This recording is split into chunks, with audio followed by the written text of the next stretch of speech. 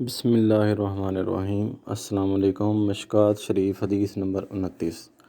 حضرت معاذ رضی اللہ عنہ بیان کرتے ہیں کہ میں نے عرض کیا، اللہ کے رسول صلی اللہ علیہ وسلم مجھے کوئی ایسا عمل بتائیں جو مجھے جنت میں داخل کر دے اور جہنم سے دور کر دے۔ آپ صلی اللہ علیہ وسلم نے فرمایا، تم نے ایک بہت بڑی بات کے متعلق پوچھا ہے، لیکن وہ ایسے شخص کے لیے آسان ہے جس پر اللہ تعالیٰ اسے آسان فرما دے۔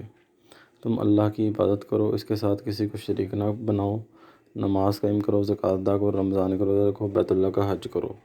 پھر فرمایا، کیا میں تمہیں ابواب خیر کے متعلق نہ بتاؤں؟ روزہ ڈھال ہے، صدقہ گناہوں کو ایسے مٹا دیتا ہے جیسے پانی آگ کو بجھا دیتا ہے۔ رات کے اوقات میں آدمی کا نماز پڑھنا گناہوں کو مٹا دیتا ہے۔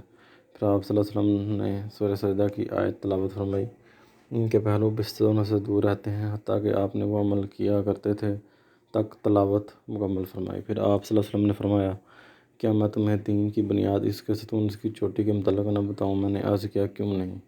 اللہ کے رسول صلی اللہ علیہ وسلم ضرور بتائیں۔ آپ صلی اللہ علیہ وسلم نے فرمایا، دین کی بنیاد اسلام ہے، اس کا ستون نماز اور اس کی چوٹی جہاد ہے۔